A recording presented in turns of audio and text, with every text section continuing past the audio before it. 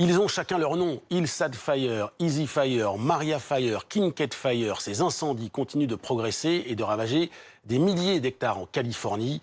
Depuis une semaine, c'est l'ensemble du gigantesque État de l'Ouest américain qui est placé en état d'urgence. Alexis Cuvillier, Mathieu Lerue. Au milieu de la nuit, les flammes dévorent la végétation desséchée. Les pompiers arrosent ce pan de montagne, transformé en brasier.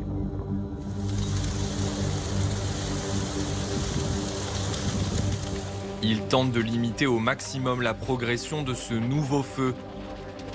Il s'est déclaré dans le comté rural de Ventura, à 80 km de Los Angeles. Il était environ 18h15 quand le Maria Fire a débuté dans le secteur de South Mountain.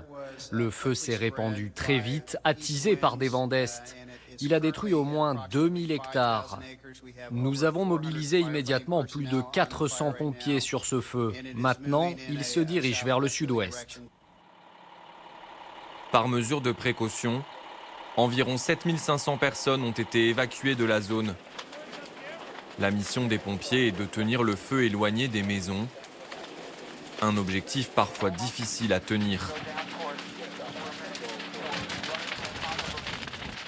Plus à l'est, dans la ville dortoir de San Bernardino, le Hillside Fire a détruit plusieurs maisons. Ici aussi, les habitants avaient été appelés à quitter le secteur.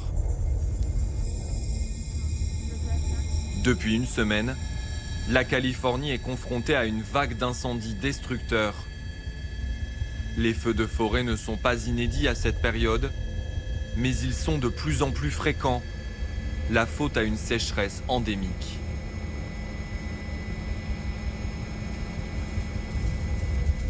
The hillside that is on fire right now. I can tell you it is now extraordinarily hot. This home looks to be pretty much a loss. Les causes de ces incendies sont le plus souvent accidentelles. Sur ces images filmées depuis une autoroute, un flash éclaire la nuit. Peut-être une branche tombée sur une ligne électrique. Ce pourrait être le point de départ du Getty Fire. En quelques heures, cet incendie détruit 200 hectares de végétation aux portes du quartier cossu de Bel Air. Des milliers de personnes sont réveillées par des alertes envoyées sur leur portable, leur demandant d'évacuer leur luxueuse villa. Même Arnold Schwarzenegger, le Terminator, n'a pas tenté d'affronter les flammes. Nous avons évacué dans le calme, à 3h30 du matin. Si vous êtes dans la zone d'évacuation, ne faites pas les idiots. Partez. Autre célébrité contrainte de quitter les lieux, la star de la NBA LeBron James, dont la famille s'est retrouvée sans toit pendant quelques heures. Ces incendies à LA, ce n'est pas de la rigolade. J'ai dû évacuer en urgence ma maison et nous roulons avec ma famille pour trouver des chambres d'hôtel, sans succès jusqu'ici. Les flammes venues lécher l'autoroute ont contraint au blocage de cet axe parmi les plus fréquentés de la mégalopole. Par mesure de sécurité, plusieurs écoles ont été fermées. Le musée Getty, très réputé, a un temps été menacé par le sinistre, tout comme la bibliothèque Reagan, là où l'ancien président est inhumé. Parfois, le combat est inégal et les pompiers rendent les armes. J'ai pu parler aux pompiers sur place et ils décrivent des scènes de combat contre les flammes durant la nuit. Ils ont été totalement dépassés. Ils ont dû prendre des décisions difficiles. Ils ont dû choisir les maisons qu'ils pourraient protéger ou non. En quelques heures à peine, les dégâts se chiffrent en millions de dollars. Vous voyez là les oliviers? Le verger là-bas. C'est juste là qu'étaient les flammes quand nous sommes partis. Moins de 24 heures après avoir évacué, Don Silver a pu retrouver son domicile de San Bernardino. Il a été épargné par le feu. Il y avait beaucoup de broussailles, juste ici. J'ai demandé au service des eaux ou à la compagnie d'électricité de les retirer. Mais personne ne l'a fait. J'ai dû faire venir quelqu'un moi-même. D'après les pompiers, c'est probablement ce débroussaillage qui a permis de sauver sa maison. Alors que d'autres villas dans le quartier ont été dévastées. La seule chose à laquelle on a pensé, c'est à quel point on a eu de la chance. Et quelle tristesse. Pourquoi les autres n'ont-ils pas été épargnés?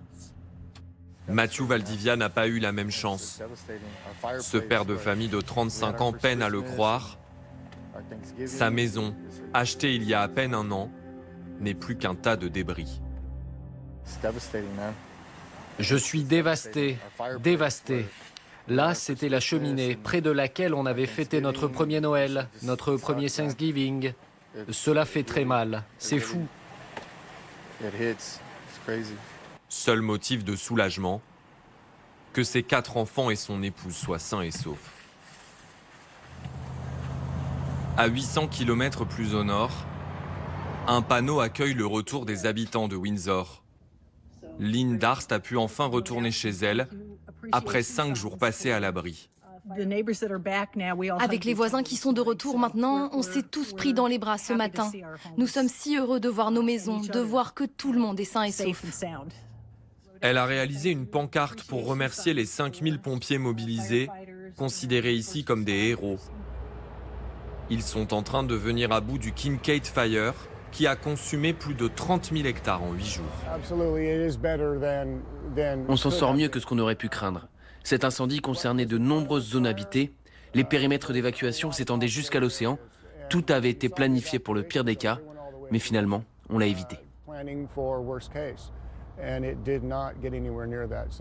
Sur ces stands ambulants, des t-shirts souvenirs du Kincade Fire sont disponibles à la vente, comme pour montrer que la page est tournée.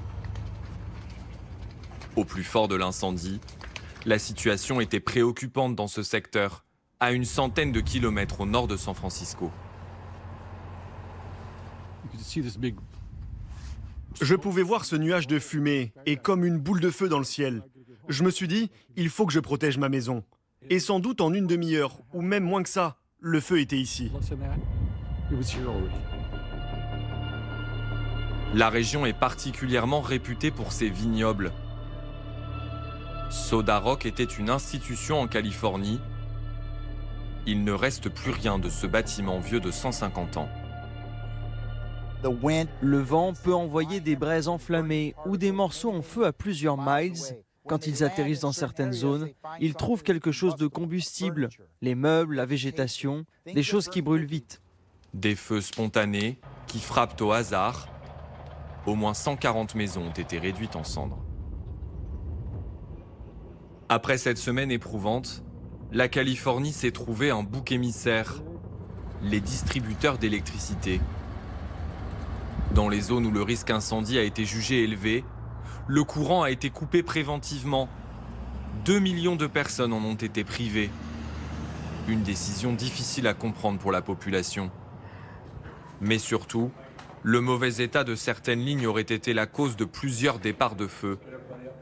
Le gouverneur de l'État accuse l'un des principaux fournisseurs, Pacific Gas and Electrics. Des années et des années d'avidité, des années et des années de mauvaise gestion.